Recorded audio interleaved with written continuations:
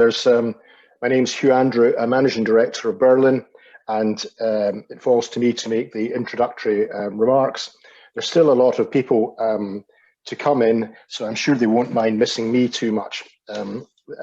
Thank you all very much for coming along tonight. It's a great pleasure to see such an extraordinary number of people here tonight. It's my pleasure to introduce Andrew Painting, the author of Regeneration, of which this is the formal launch event. Andrew is a lifelong naturalist who studied English at King's College, London, and environmental anthropology at Aberdeen University, and has worked at Moorlands since 2016. This is his first book, and we're delighted to have, as chairing the event, Peter Cairns, who spent over 2 decades as a conservation photographer, videographer, nature tourism operator, and environmental communicator, and in 2017 was one of the co-founders of Scotland, The Big Picture, which is a rewilding charity supporting and enabling the transformational recovery of nature across Scotland, and of which he's now an executive director, as well as being a serving board member of Trees for Life. The events are organised obviously in association with Birlinn, the publishers, but with the National Trust for Scotland and with Scotland, The Big Picture. The event's being filmed, so audience members can choose whether or not to have their videos on. The book can be ordered from www.birlinn.co.uk, and there will be links in the chat box for that, as well as from your local bookshop or wherever obviously you choose. That really concludes my remarks, and I would just like to hand over to David Frew, who's Operations Manager at the National Trust for Scotland, to make a few introductory comments as well. Thank you very much. Thanks, Hugh, and welcome everyone. It's a real pleasure to welcome you all tonight on behalf of everyone here at Moorlands Estate and indeed the National Trust for Scotland. I'm not going to ramble on for too long. I really just want to take this opportunity to publicly thank Andy for writing this book. Andy came to me, I think it was a couple of years ago now, initially when he had the idea of doing something like this, and we discussed a number of approaches. To be honest, perhaps the easiest one would have been for us, the National Trust for Scotland, to sponsor and publish this book. But I think, you know, for me, there would have been an inevitable consequence of that approach.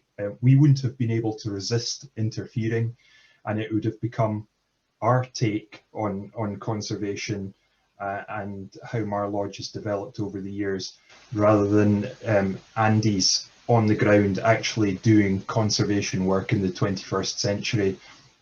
I think what we've got now is a far more authentic piece of work and a fabulous piece of work. It really documents life on the inside of conservation. It doesn't shy away from any of the difficult stuff, but ultimately documents and demonstrates, I think, what can be achieved in a world which is often very difficult. The land management world is complicated, and there are often polarized views. But I think what it really does document and demonstrate is what can be achieved when people put aside their differences and really start working together. And there's been some great stuff happened here, and Andy's done a great job of telling that story.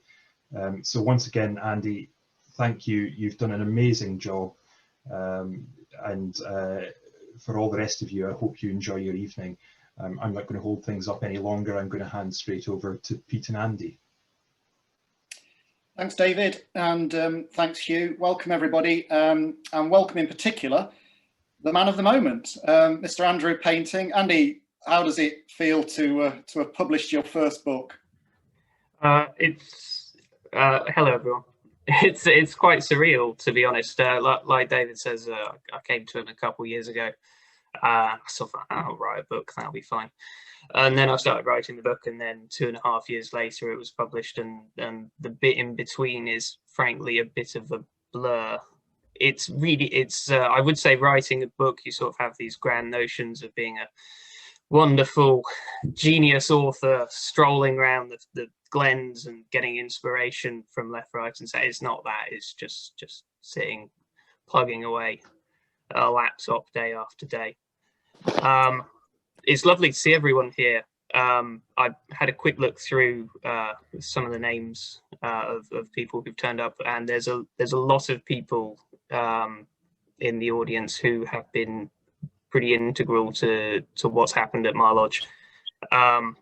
So yes, hello to you all. Brilliant. So listen, we're going to get straight in and put it straight out there. Some of the issues that you write about in the book are sensitive issues. They're issues that I guess tend to argue with each other. Woodland regeneration versus deer, grouse shooting versus conservation, open access versus species protection. These are subjects that all carry with them certain sensitivities, and yet for me you do a brilliant, sensitive, expert job weaving your way through the often turbulent waters of land management in Scotland, respecting history and context as you go, but at the same time maintaining a very progressive outlook that persists throughout the book.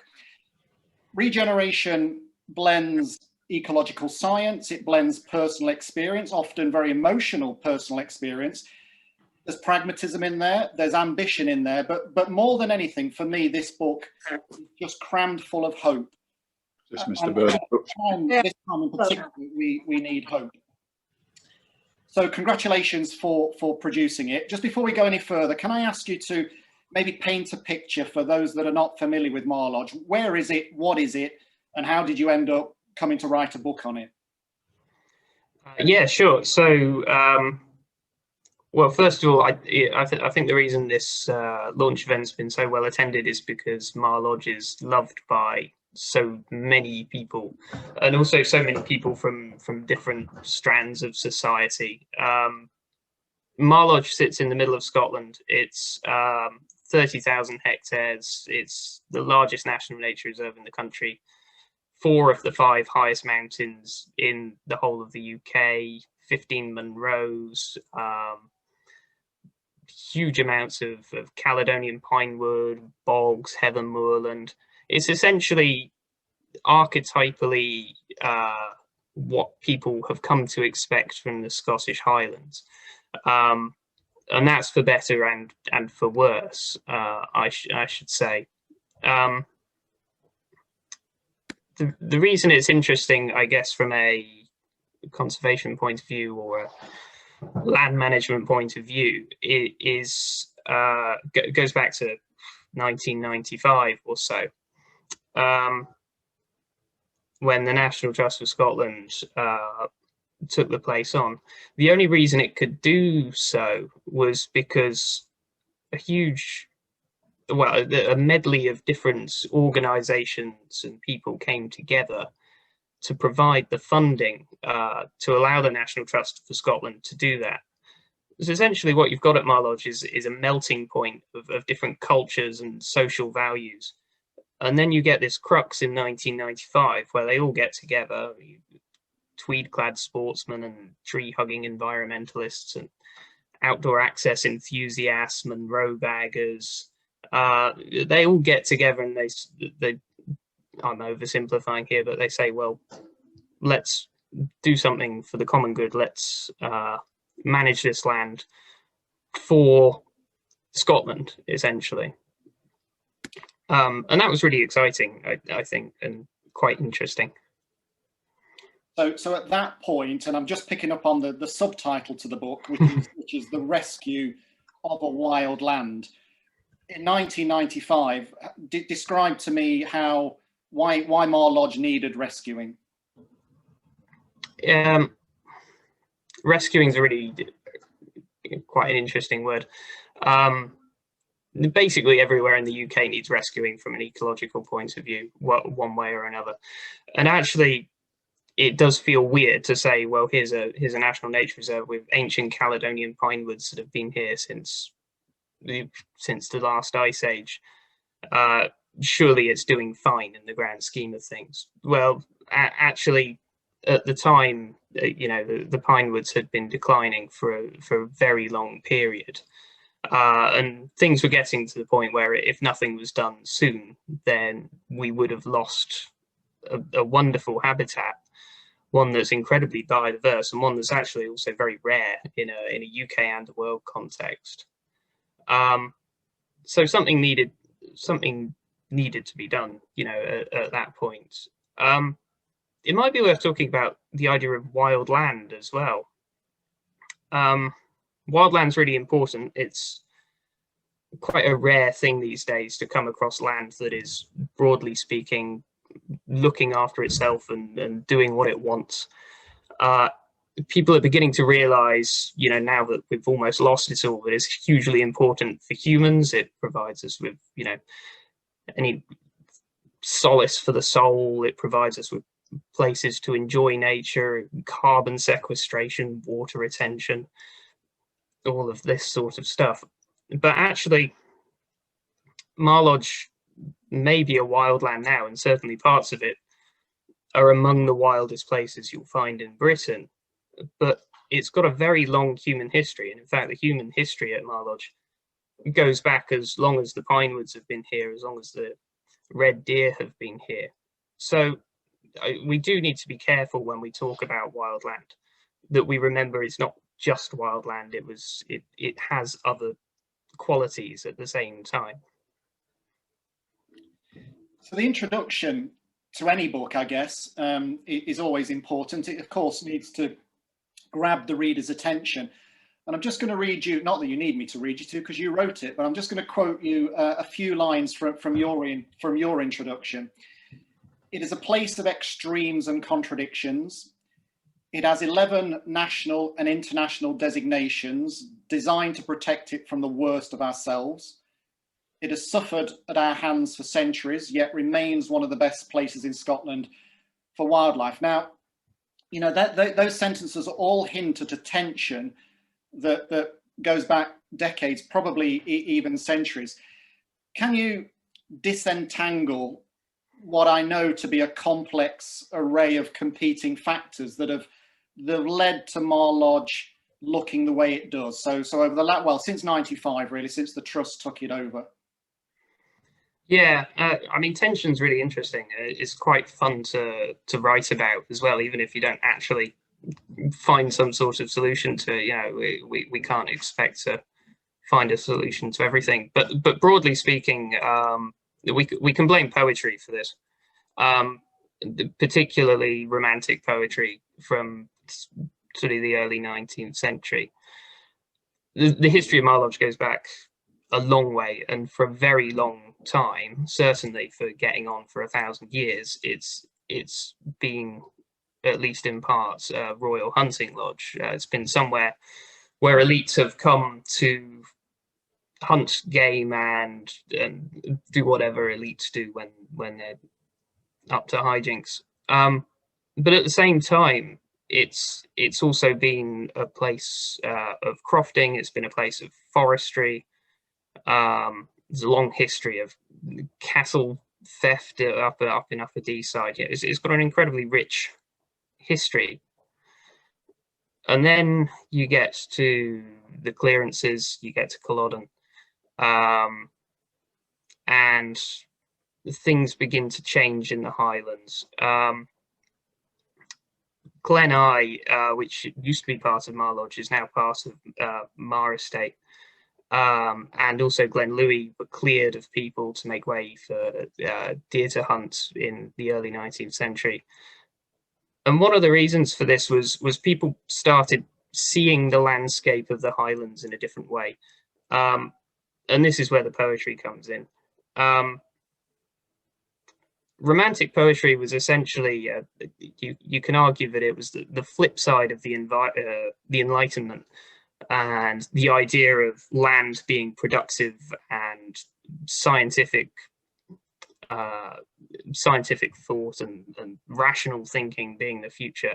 It was sort of, romantic poetry is essentially the id to the ego of the Enlightenment. And what that means is all of these fancy rich poets were coming up to Scotland and seeing what they thought was a beautiful, sublime, wild landscape that was perfect in its way. Of course, it wasn't. It was a cleared landscape with an incredibly complicated history. But the echoes of that romantic poetry have stayed with us in all sorts of different ways, and they're all really interesting ways as well. I mean, the Romantics were really also the beginning of the conservation movement, and they're also the beginning of Highland sport, I guess, as we know it now. The Highland Sporting Estate became a place and a thing where people could come and behave in a certain way. And this was really, I guess, where the tensions of land management that we see play out today began. So I mean, one of the animals that really is at the centre of much of that, we'll call it attention for the sake of argument, is of course red deer, which has been fetishised in so many different ways for so many different reasons over many years. So. And I think, you know, it's fair to say that red deer have become pawns, really, in a complex clash of cultures that plays out across much of the Highlands, and equally so at Mar Lodge. In the book, you quote Dom, a young stalker, who I think you name as being the first or the youngest full-time professional deer stalker in Scotland at the time when he was 18. But you quote Dom as describing the relationship between deer and trees as complicated. What does Dom mean? I think Dom's watching. I don't. Well, maybe we should ask him. You're the one that we won't put that on. We won't put that on. I love red deer. I think they're fantastic, and they're a really important part of the estate's the ethos. To this day, there's a herd of about 1,500 deer on the estate. Highland sporting, of course, is still a very important part of the estate's ethos and management principles. But unfortunately, and this is the ecological fact that is the one thing you should take away from this talk, if nothing else, deer eat trees. And when you manage the land specifically for one species, there'll always be repercussions, and unfortunately when you manage the land primarily for red deer, you end up with a conundrum, which is that native pinewoods can't re-establish themselves. They become simplified, and over centuries they die. So it's worth saying that there have been gamekeepers, there's been a stalking tradition at Mar Lodge going back right into the 18th century. It's a hugely long tradition, and it's a really important tradition in the Highlands and around Braemar. A lot of jobs are supported by red deer in the area. Red deer is also delicious to eat, I should say. Red deer really have been sort of the nexus around which hundreds of thousands of lives have been lived in Scotland. And the danger is you come in and you say, well, actually, you've got everything wrong. You know, you should be looking after the trees. And how have you not thought about this before? Well, of course you have, but you're talking to a centuries-old tradition. So the pine deer conundrum in Scotland really is how to create a Highland sporting culture which has a place not just for deer, but also for native woodland and for people. And what's really interesting and exciting is that it's really hard in a lot of ways, but it can be done. Mar Lodge is showing that.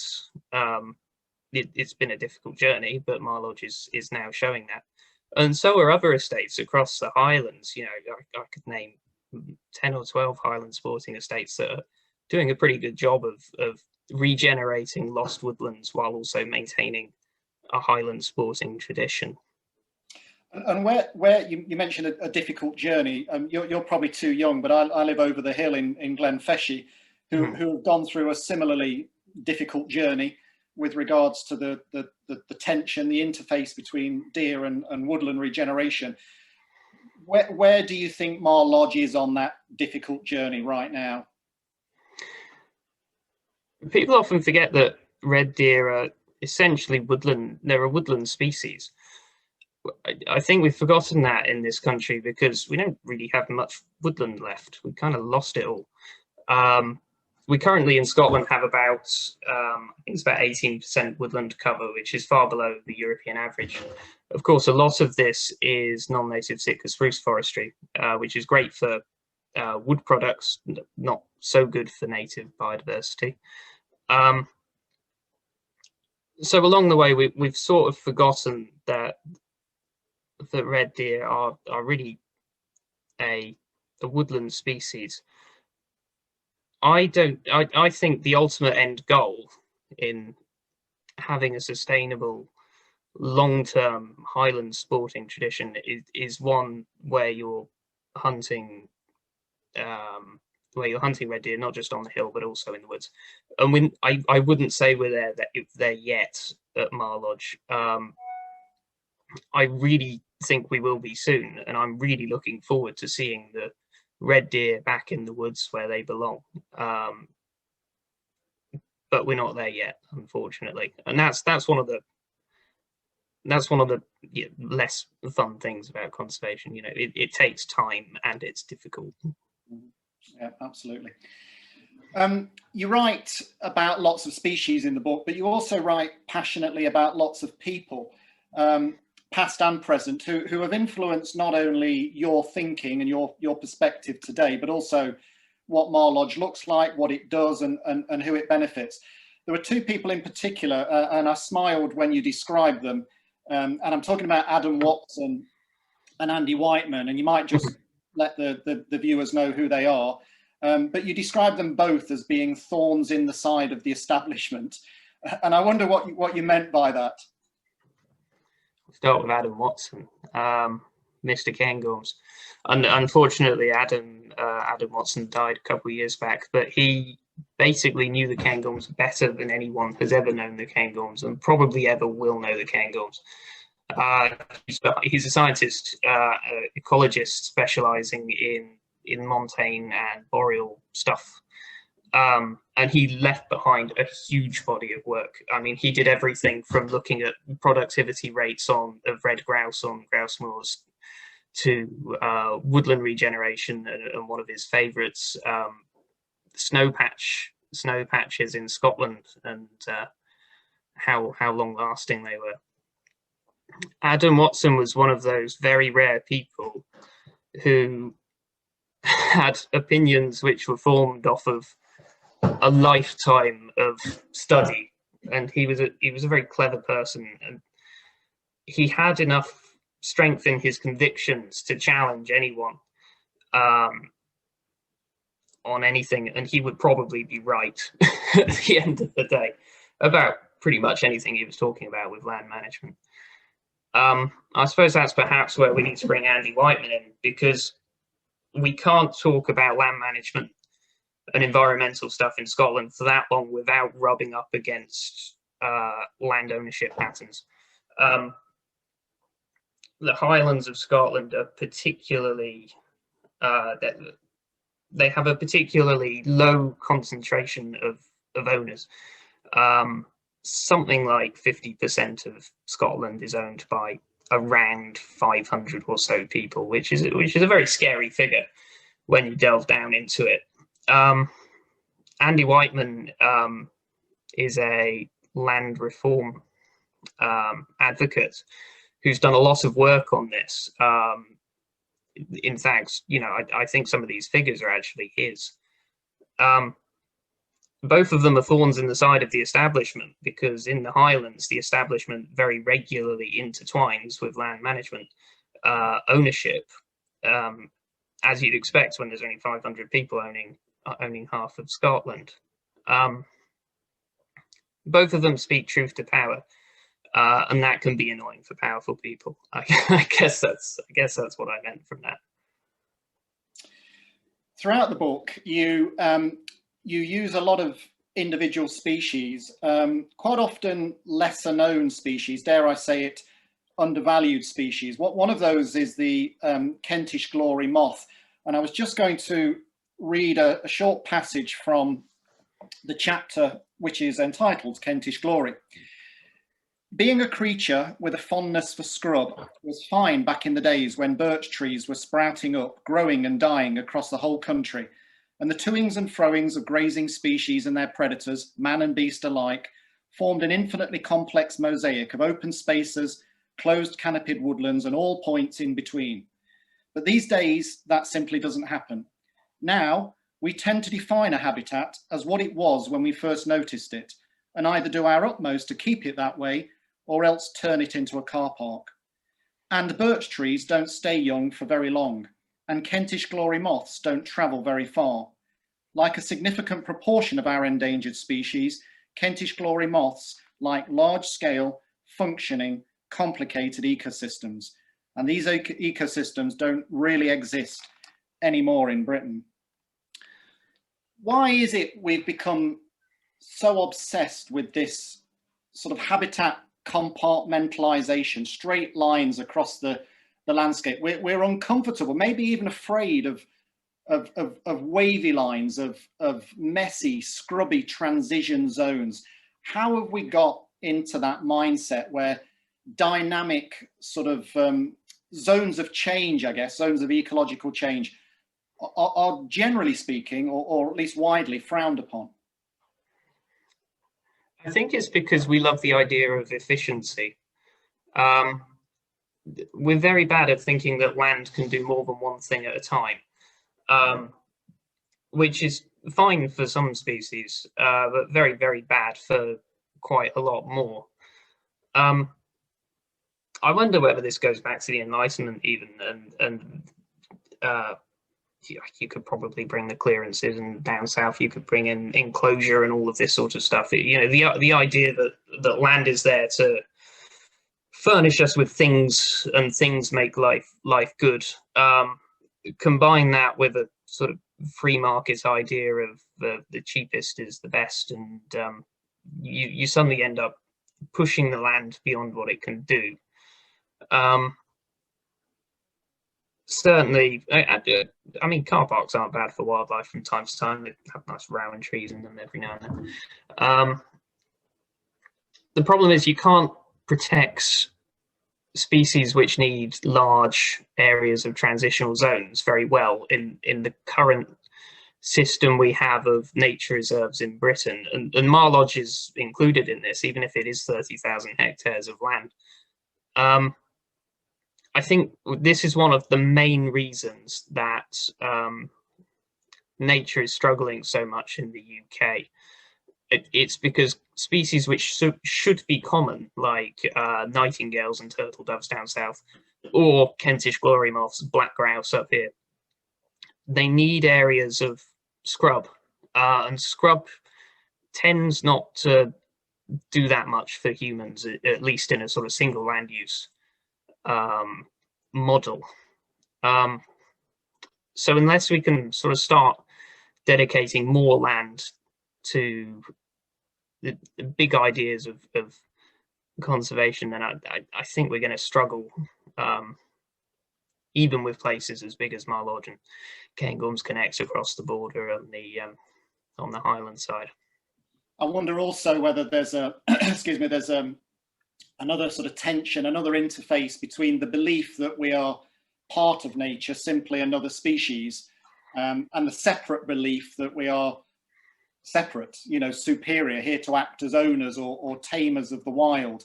And I think, you know, that is often quite a deep-seated cultural belief in some people, which is hard to disentangle. Sorry, did you want to finish off on that? Yeah, well, I suppose the flip side of what I'm going to now call the car park dilemma is that the idea of nature reserves as being the places where nature lives is sort of, it's kind of the flip side to all of that. You know, there's this idea that if you've got nature reserves, then you're fine. You don't need nature anywhere else. Species like Kentish glory moth or nightingales or whatever would suggest that that's a terrible way of thinking about it. What you need is nature reserves plus, with nature everywhere, wildness everywhere to a certain extent. And the fact is that system of fragmented, isolated islands of nature, if you like, which has been the system for what, 50 years or so, it has failed to arrest and reverse the decline in biodiversity. So something isn't working. We've got to think differently. A conversation that has really evolved quite quickly in the last few years is this idea of our disconnection from nature. And you talk in the book about the many people who, for various reasons, come to Mar Lodge and other areas to reconnect with the natural world. But you also make the really interesting observation that, and I'm quoting, nature has become a place to return to rather than to live with, a holiday destination rather than a home. Can you tell us what you mean by that? Yeah, so I think if you're, I think this ties into what we were talking about earlier about having land that only does one thing at a time.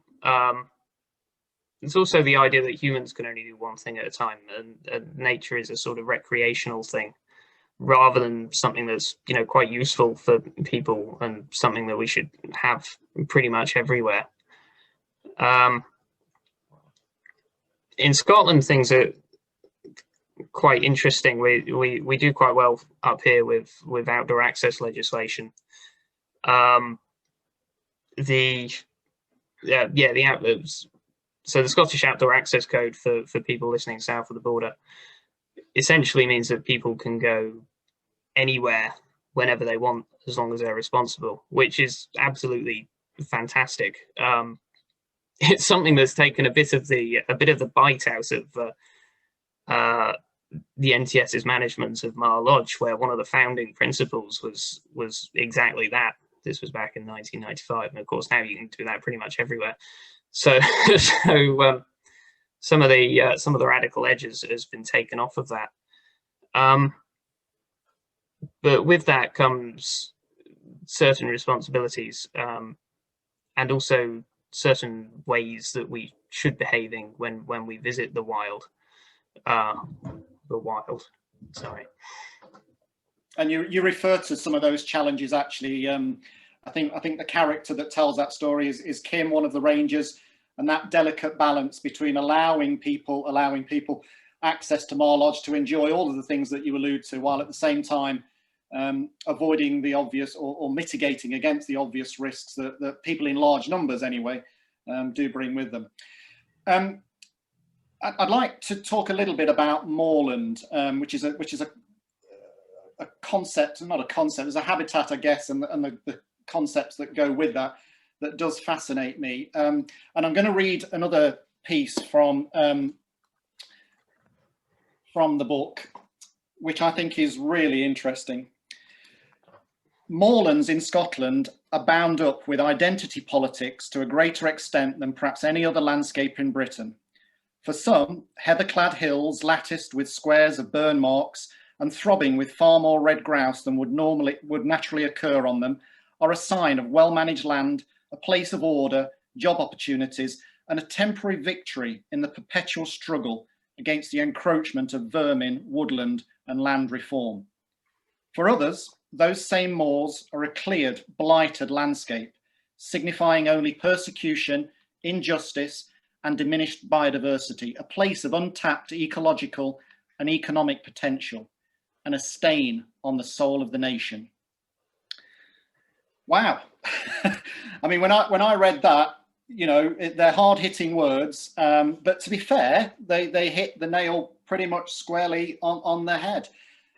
Against that backdrop, how do you or the Trust in general, and this might be a question for David, I guess, but how do you see moorland tradition sitting comfortably alongside what seems to be an increasingly ecologically driven set of ideals at Mar Lodge? How do you see that marriage moving forward? So I'll talk personally, I think, here, not implicate the Trust in any of my ideas. The first thing to say is I am constantly amazed by how different people can perceive the same landscape in completely different ways. And in the passage you read out there, I would say that I was putting forward sort of extreme arguments on either side of what's quite a difficult discussion that we need to have in Scotland. There is definitely things that should probably change across Scottish moorlands, and I'm definitely not alone in thinking that. I mean, unfortunately, 70% of people in Scotland would like to see driven grouse shooting banned outright. It's not hugely popular, and there's long-standing reasons for that. That being said, Scotland needs its open landscapes as much as it needs its wooded landscapes. Grouse shooting, one way or another, brings job opportunities to otherwise quite impoverished areas at times. And there's also really important cultural links. Again, these are cultural landscapes.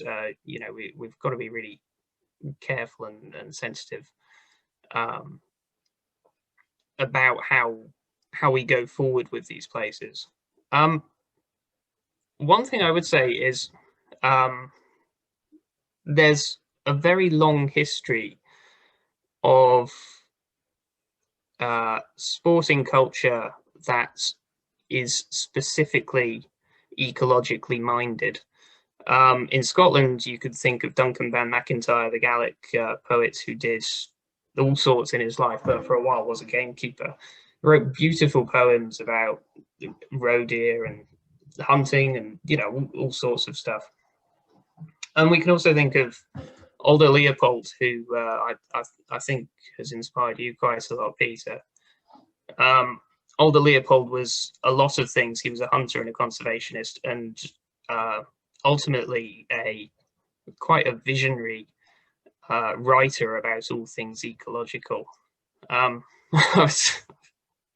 was reading through some of his work again the other day, and I don't think we've progressed very far since him, to be honest. I think we're just all rehashing Alder Leopold, to be honest with you.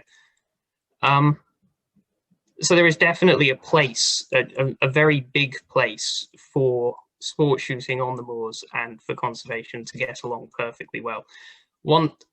I think we need to look towards lower grouse bags at a higher price. And I think, again, we need to think of the moors as not just a place where red grouse live, but a place where all sorts of things can thrive together. And I think, again, you know, there are places across Scotland where this is the case, and this is already happening.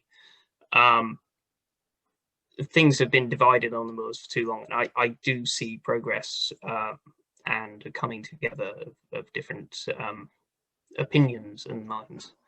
And one place you can see that is Mar Lodge, actually, where we do walked up grouse shooting quite unintensively. I mean, one of the frustrations that I have almost on a daily basis is the conversation around what is very often perceived as a binary choice. You know, we can have nature, whatever that means, or we could have people, whatever that means. But we can't have both. You know, we're not imaginative enough to craft in our minds a future where both can coexist and benefit from each other. Anyway, I'm starting a rant now, so I'll move on. The chapters in this book, generally speaking, are based around individual species: Scots pine, dotterel, downy willow, sphagnum moss, red deer. But the species that is present throughout the whole of the narrative is of course people. And it is, as you allude to, people and their perceptions and cultural attitudes and social sensibilities that will shape Mar Lodge in the future. And that's why the epilogue to this book, and well, the title to the epilogue of this book really resonated with me. And again, this is kind of a mantra that I find myself saying to all manner of people on a daily basis. And the title of the epilogue is "You Could Have It So Much Better." What could we have better, and how? So, well, I'll start by talking about a species which begins with the letter L. It's a vicious predator. It's the lesser spotted woodpecker. I was chatting to my dad the other day. They live down in Devon, and he's had some interesting birds on his feeder. And I keep saying, look out for lesser spotted woodpeckers. They're very rare. You know, we don't get them in Scotland. They only occur in south of England. And then I was a bit intrigued by this, because I thought, well, I know a little bit about lesser spotted woodpeckers. We've got quite good habitat for them up here. Why aren't they here? And then I looked at their world distribution, and I realised that it's not because it's too cold or anything. They live in the Arctic Circle. I think we've just forgotten that lesser spotted woodpeckers were ever a Scottish thing, and I think that's because they're small and unobtrusive, and there was no real culture of checking these things a few hundred years ago. So I think we've forgotten what we had, which is, so the first thing we need to do is remember all the things that we've forgotten about, and all the things that we could have again. Less spotted woodpeckers, but also cranes, wrynecks. I could just list a bunch of birds too. The main thing I would say is we need to have it so much better. It's not just a case of biodiversity for the sake of biodiversity. It's a sake of biodiversity for the sake of saving us, really. We need to sequester more carbon. We need to do better at managing water in the uplands. We need to do better at having more wildlife and being able to live alongside more wildlife more effectively. Ultimately, we need to imagine what we could have, and we also need to find partnerships in places where there is definitely partnerships to be had, but we've perhaps forgotten about this. I mean, we've done quite well not to mention the R word so far. I'm always amazed. I'm always amazed that a lot, not all by any means, but a certain element of sport shooting culture is so against the idea of rewilding. I mean, why would you not want a more diversified game bag? Why would you not want to be able to hunt more species and make sausages, not out of just venison, but also wild boar and all of these kinds of things? I think the irony in many ways of the crossroads that we've perhaps arrived at is that the two existential crises that face all of us, climate change and global nature loss, kind of provide us with a very convenient, if regrettable, platform from which on which to unite. And I think that could potentially act as glue to bypass some of the petty prejudices and the petty politics that at the moment, as you allude to, tend to dominate the conversation. So listen, we're gonna take some questions, Andy. What I would say, just to wrap it up, well, firstly, it's a brilliant book. I have the good fortune to be able to read quite a number of books on land management and nature recovery and rewilding, and regeneration is right up there. So a hats off to you for that. Just as a parting question, really, having read this book, how would you like the reader, what do you want the reader to think or to feel or to do having read this book? What would give you the most satisfaction? I came across some Norman McCaig stuff earlier today, actually, which I think the first thing is to take pride in Marlodge. It's managed for the benefit of the nation. It's essentially yours. You should come and enjoy it and be inspired by it, and also challenge it and think deeply about it when you're here. Norman McCaig, his famous line is, "Who possesses this land? The man who bought it, or I who am possessed by it." I think we need to think quite closely about that kind of sentiment, and be quite proud that actually Marlodge Estate, while it's not owned by the state, it's not technically owned by us, it's managed for us. That's something that I find really exciting about my work. And then a couple little practical things. I've just set up a Facebook group, a Facebook page about the book. I'm currently on lockdown in Edinburgh, but I'm hoping to get out and about soon enough. I'll be putting lots of pretty pictures and interesting things about mostly Marlodge, probably some other places as well. If you're interested, give it a join. And also, if you're inspired by the work of Marlodge, I would say support the National Trust of Scotland. It's been a really hard year for conservation groups, as it has been for everyone. If you could stump up for a membership, that would be great. Or if not, they've got some very nice gin. You can buy the Pinewood gin. That's a bit cheaper than a membership and delicious. Brilliant. Well, I can assure everybody that Birlinn are not paying me to do this event, but I would really heartily recommend the book. I think it's a brilliant piece of work, which is so sensitively delivered. Yeah, it's a real work of art. So listen, I'm going to try and negotiate the terrifying technical challenge of dealing with some of these chat questions. A lot of questions, a lot of long questions. I'm going to try and condense them. One here, and I'm sorry it doesn't say who it's from. It might be from Andrew Whitehouse, but it says, should Marlodge Estate, I'm laughing here because well, anyway, go on, I'll let you answer. Should Marlodge Estate be pressing to join Cairngorms Connect? And if they are not, why not? So I will very quickly say, from a personal point of view on the ground, we do work very closely with Cairngorms Connect. For anyone who doesn't know what Cairngorms Connect is, it's the huge and very exciting thing that's going on in the northern Cairngorms.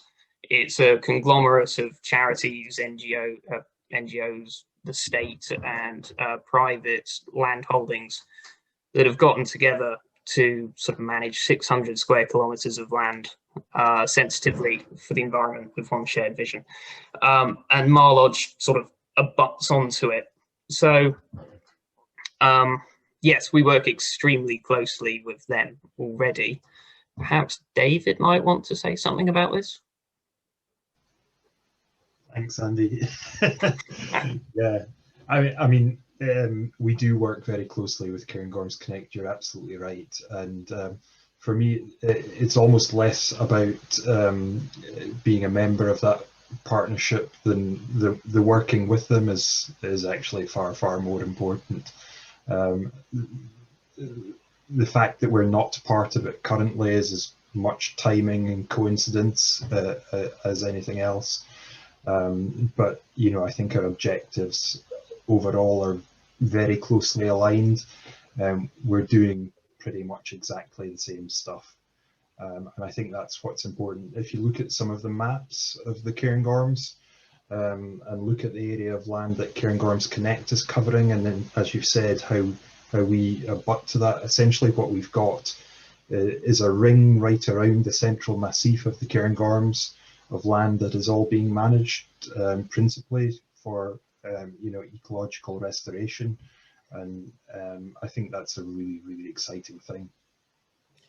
And I think, you know, what maybe not many people know is that there are other estates at the earlier stage of that ecological restoration journey, rewilding journey, I would call it, that are you know, sitting either adjacent to or close to Marlodge and Cairngorms Connect. So it's a really exciting period. Message from, oh, it's gone.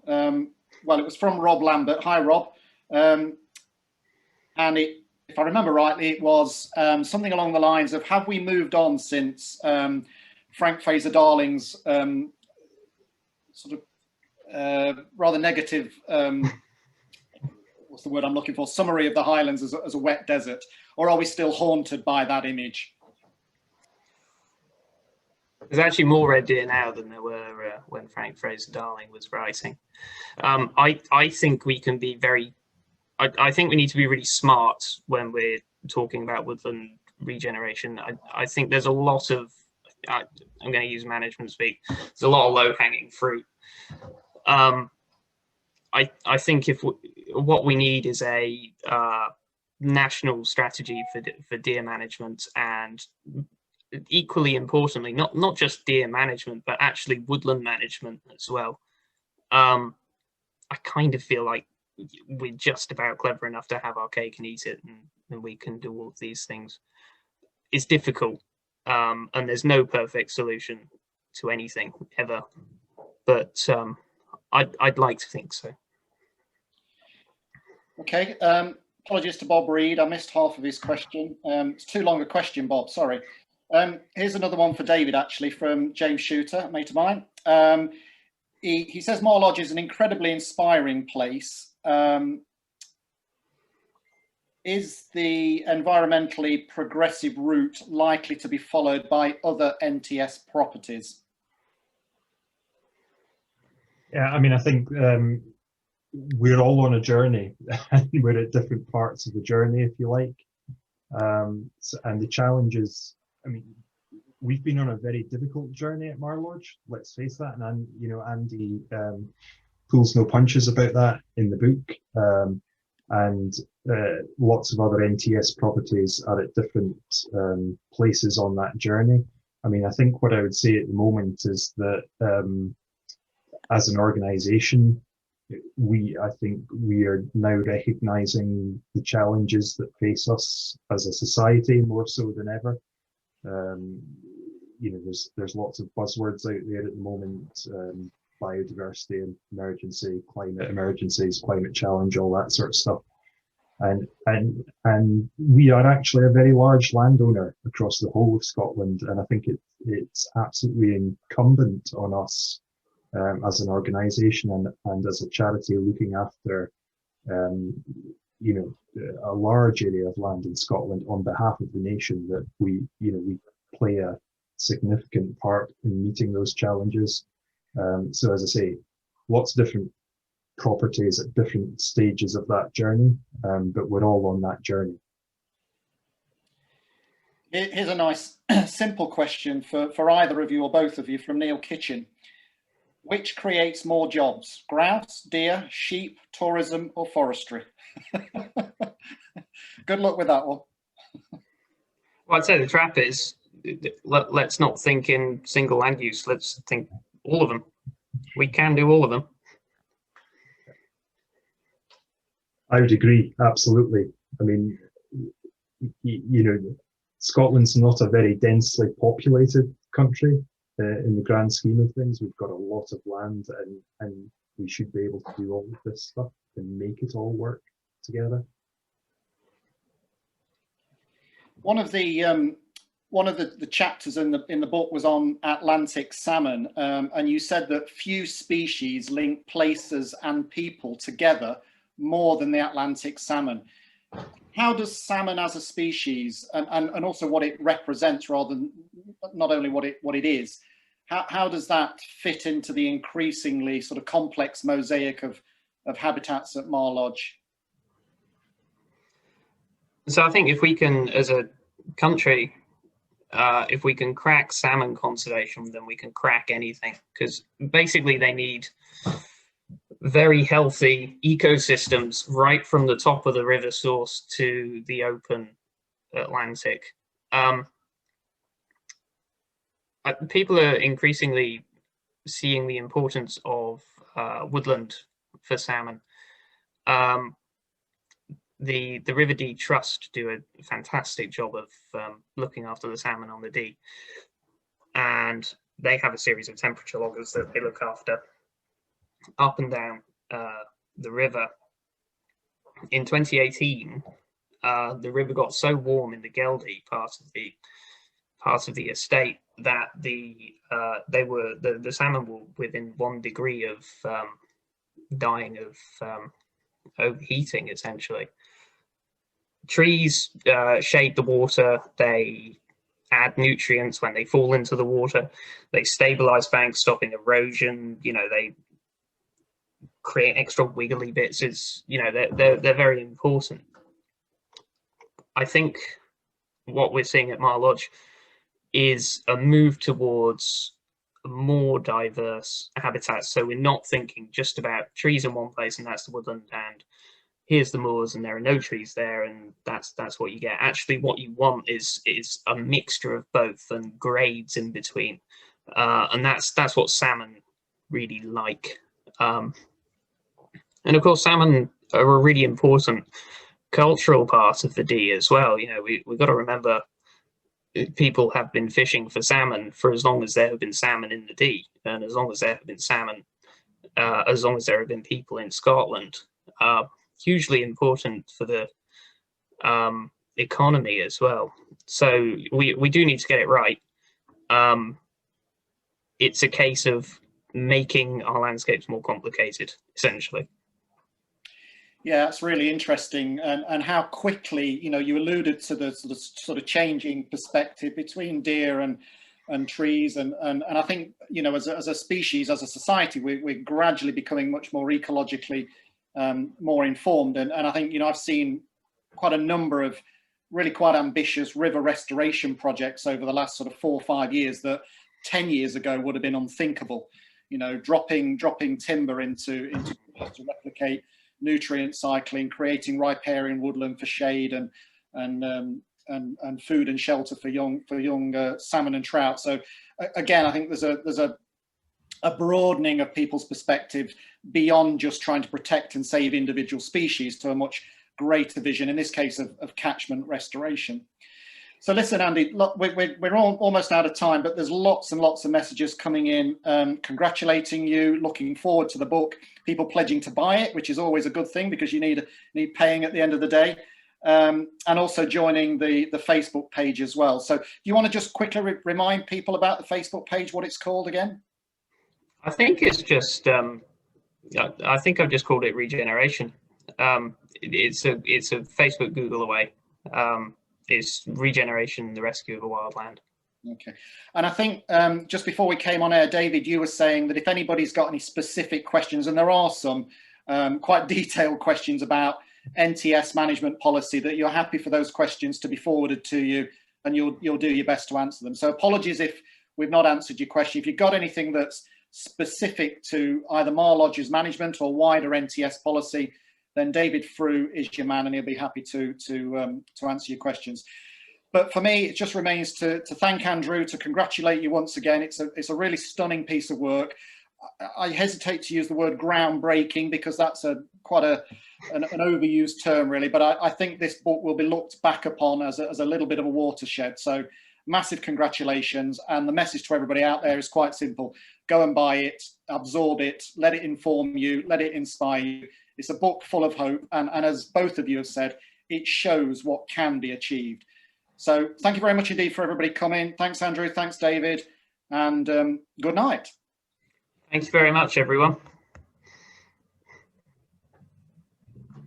Good night. Thank you. Brilliant. Really good. Thank you. That is brilliant.